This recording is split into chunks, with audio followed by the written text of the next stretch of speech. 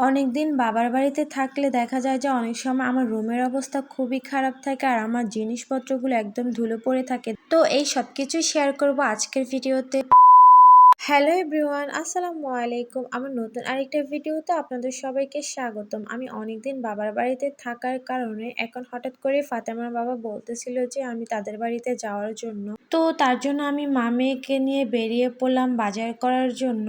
আর এইদিকে যেহেতু আমরা গাড়ি পাচ্ছিলাম না রাস্তায়, তো ফাতেমা আলুর চপ পেঁয়াজু ভাজা দেখে বলেছিল যে খাবে, তো তার জন্য আমি কিনে নিয়েছিলাম। পরে আসলে সে খায় না দেখেই আর কি বায়না করে। আর দেখেন এখানে এসে চকলেট দেখে তো চকলেট খাওয়ার জন্য পাগল হয়ে গিয়েছিল, একদম দোকানের সামনে কিভাবে বসে বসে চকলেট খাচ্ছিল। তো তার জন্য আম্মু ওকে এখান থেকে তুলে নিয়েছে।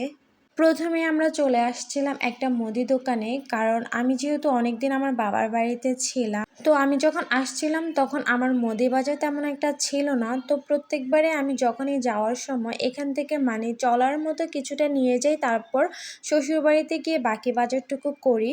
মুদি বাজার করার পর তারপরে চলে আসলাম আমি একটা মুরগির দোকানে মুরগি কেনার জন্য। আর এখানে এসে দেখি যে অনেকগুলো পাখি, তো পাখিগুলো এত পরিমাণে পছন্দ হয়েছিল। তারপরে সবকিছু কেনাকাটা করে বাসায় চলে আসছিলাম, আর এসে দেখি যে ফাতেমার নানা ভাই ফাতেমার জন্য লিচু নিয়ে আসছে।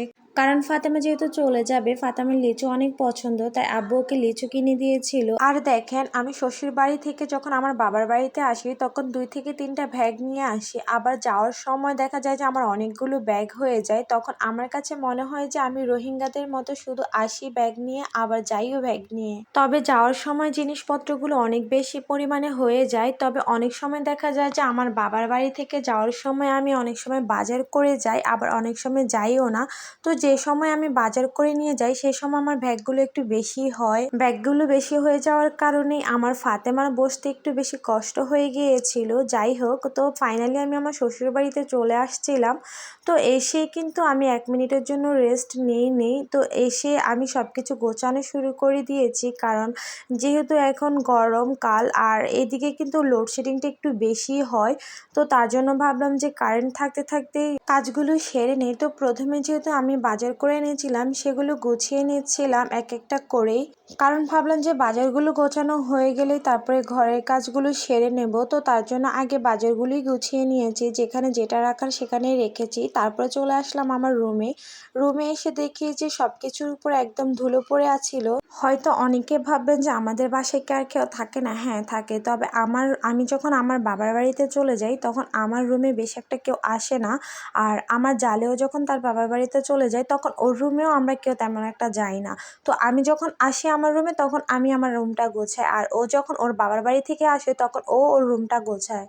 আর এখানে কিন্তু ফাতেমার অনেকগুলো ওষুধ জমা পড়ে আছে, তো ভাবলাম যে ওষুধগুলো ফেলে দিব। তারপরে আমি চলে আসলাম কিচেন রুমে এসে দেখি যে আমার সেলফগুলোর মধ্যে যত জিনিসপত্র ছিল সবগুলোতে ধুলো পড়ে আছে। আর আমার শ্বশুর বাড়িতে কিন্তু আমার শাশুড়ি ছাড়া কেউই ছিল না। আমার জালেও ওর বাবার বাড়িতে ছিল, আমিও আমার বাবার বাড়িতেই ছিলাম। তো আমার শাশুড়ি কাজ করে না যে এমন না, তিনিও কিন্তু কাজ করে, মানে চলার মতো যেটুকু প্রয়োজন ওইটুকুই করে। তারপরে আমি কিচেন রুমে এসে আমার গ্যাসের চুলা, তারপরে হচ্ছে সেলফের উপরে যে জিনিসপত্রগুলো ছিল সবগুলো একটু ধুয়ে নিচ্ছিলাম। তারপরে আমি কিচেন রুমের কাজগুলো সেরে সব কিছু গুছিয়ে সিঁড়ির রুমে গিয়েছিলাম ঝাড়ু দেওয়ার জন্য। ওইখানে গিয়ে দেখি যে একটা পাকা কাঁঠালের গন্ধ বেরোচ্ছে। পরে ভাবলাম যে কাঁঠালটা পেকে গেছে। তো আমার যেহেতু পাকা কাঁঠাল পছন্দ, তো তার জন্য কাঁঠালটা খুলে খেয়ে নিচ্ছিলাম। তারপরে ভেবেছিলাম যে রাতের বেলায় খাবার খাবো না, পরে ফাতেমা দাদু বলতেছিল যে খাবার খাওয়ার জন্য। তো কিচেন রুমে এসে দেখি যে উনি ধুন্দুল দিয়ে আলু দিয়ে রুই মাছ দিয়ে রান্না করেছিল। তো এখানে ভিডিওটা শেষ। সবাই ভালো থাকবেন, সুস্থ থাকবেন, আল্লাহ হাফেজ।